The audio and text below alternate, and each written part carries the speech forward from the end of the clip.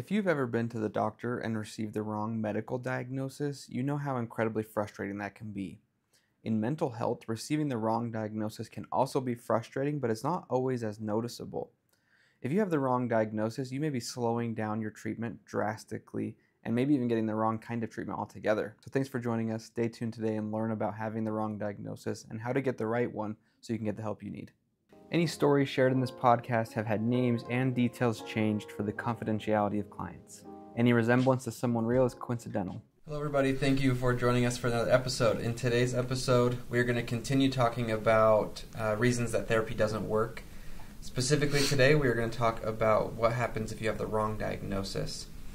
I feel partially responsible for this one because I provide the diagnosis many times, but sometimes people do show up in therapy and they tell me that they have an existing diagnosis, and after meeting with them for a little while, I feel like it maybe doesn't fit the bill or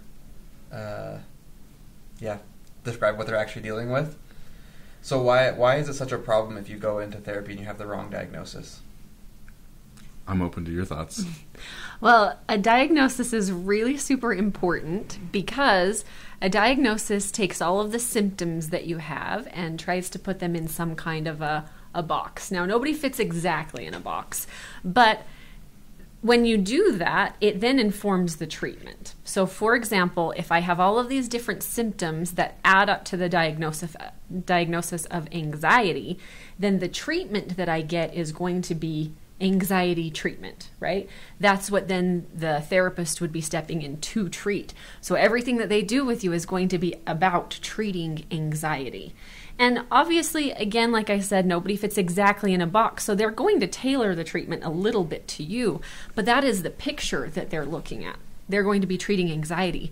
So now pretend like you come in and you tell the therapist, like, yeah, I have anxiety, and you tell them just the anxiety symptoms, but we leave out the fact that you have had this past traumatic experience, and that's when the anxiety began.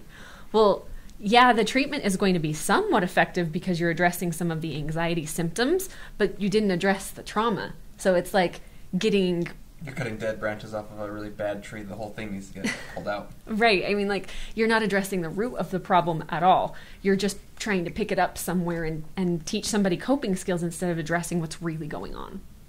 Yeah, I think that there is a balance somewhere in having an accurate diagnosis so you can use the correct evidence-based treatment for that. I think maybe one of the tricky parts is that so many diagnoses look like each other. There's a lot of overlap. I would say, gosh, I've got comments on both those things. Perhaps and maybe even thoughts from you guys, a good example of this has been maybe all of us staffing, disagreeing, arguing during our team meetings about the different treatment for OCD versus PTSD, right? And so for those of you who are more expert than we are, answer this in the comments, but sometimes the appropriate treatment for an obsessive compulsive disorder is this exposure and response prevention. Might be a horrible idea for somebody who's been through traumatic experiences, right? So if you can get the right diagnosis, you can create the right treatment plan. And I think that's just an example that might illustrate that. If there's a traumatic experience, I probably shouldn't be doing ERP and exposing to that experience. Does that make sense? Yeah. Not only could you not get the right helpful treatment, but you could get a treatment that's causing more problems than you originally came in with. Mm-hmm. Right. Well, and Jaden, I think it's important too that we talk a little bit about what you're saying. That sometimes all of these different symptoms can lead us to think we have one thing and we maybe have something else, or maybe we've got two things going on. Mm-hmm. But there are different diagnoses that look like each other, right? Yeah. Could you give some examples? Well, the one I always think of is like, I know someone, not even in the therapeutic world, but who had told me they had been diagnosed with depression, anxiety, bipolar disorder, ADHD, and like a mood stability disorder, all by different doctors over time. And I'm like, you don't have all of those things, most likely, or you'd be in a much higher level of care. But it just like goes to show whatever symptoms this person was experiencing, multiple professionals looked at it and called it something else, which makes it really hard to treat if you think you have to go in and treat all of these things at once. Does that make sense? It does. My favorite example of this is looking at like a bipolar disorder. And this is what makes it really hard. You know, I talk with clients and I'd have to double check the DSM. It used to be this. But in order to meet criteria for a bipolar disorder, you had to at least have a manic episode and a depressive episode within the same calendar year, right? Which means, and this kind of flashes back to a previous video that we have talked about being in therapy for a period of time to make sure we've got the accurate picture and the accurate diagnosis. I have to see that. And so if somebody comes in and says, well, I'm bipolar, or I have bipolar disorder, or whatever, right? I may not see that. And if you ask them to describe their manic episodes, you'll get one of two things. Either they describe it perfectly, or they don't at all, right? And so I think this is another piece to that pie where we talked about in a previous video of being in therapy for a long enough time that your therapist can kind of puzzle these pieces together, because in order to meet that criteria, and there's a manic episode or a depressive episode once per year, that's a full year of observation in order to get that diagnosis. Yeah, and I think bipolar maybe is a good diagnosis where it overlaps so much because it includes a depressive episode. So if someone's having recurring depressive episodes, maybe someone diagnosed them bipolar, or they feel like they have bipolar, but they're missing the manic episode piece, but they say, no, I get depressed and I feel good, then I get depressed and I feel good. It can look like that and lead you to a wrong diagnosis. And if you're really just having recurrent depression but trying to treat it like bipolar, you're not going to make it very far. Right. Well, and I would say this especially gets tricky with personality disorders, right? So this is something that maybe people wouldn't be as familiar with because maybe these are not as common diagnoses that we talk about. People talk a lot about trauma, depression, and anxiety. But personality disorder is, you can have depressive symptoms, anxiety symptoms, and you can also have a personality disorder. And if we're not actively engaged in treatment of the whole picture, you're not going to get very far. Like you said, you're going to get stuck somewhere.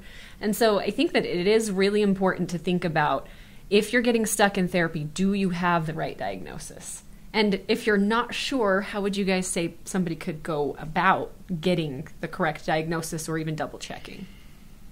I think you have to, the average person, we shouldn't be going around diagnosing ourselves or other people, but to get an accurate diagnosis, I think you have to seek a professional, but even before you get there, have an accurate description of what your symptoms even are, how frequently they're occurring, how intense they are, and then being honest about if there was trauma involved, things like that. You can't get an accurate diagnosis without being open and honest with whatever doctor, therapist, whoever it is you're seeing, and some level of self-awareness of what I'm actually experiencing. Right.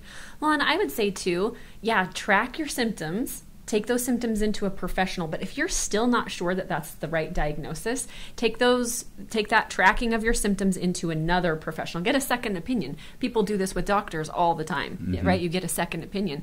Go into another therapist or a psychiatrist or your family doctor and say, here are my symptoms. What does this seem like to you?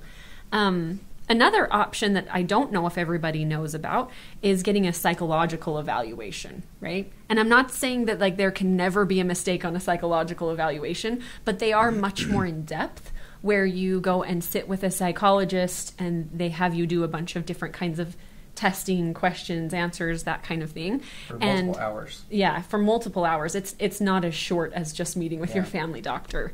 And lots of times those kinds of assessments can really tease out what it is that you're experiencing. And I feel like those are invaluable. Like when people can bring me in a psychological assessment and be like, here's this, here's what I agree with, here's what I feel like is a little bit off. Oh, that can really help treatment just speed right along, because I feel like I have a really accurate picture of what I'm looking at. How many of those a day do you think those guys do?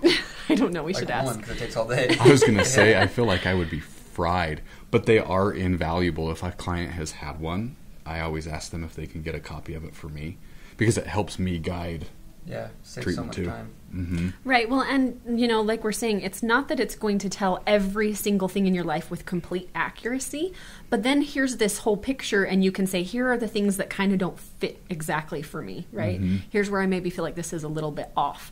And then how accurate of a picture is that? That's even more accurate. So I think that some of these other things, getting a second opinion, tracking your symptoms, getting a psychological evaluation, that can help you get unstuck. Yeah. Well, and stay tuned. We have some things coming up to help you learn to track your symptoms and these kind of things to help get an accurate diagnosis and get the help you need. So stay tuned for that. We're excited, and we'll talk more about it as it comes out. But thank you, everybody, for joining us for today's episode. Hopefully you found it helpful. Please like and subscribe if you want more, and we'll see you next time. Thanks. Bye. If you enjoyed today's video, please like and subscribe. Thank you so much for watching. We've got other videos for you to check out and more exciting things coming soon. So thank you.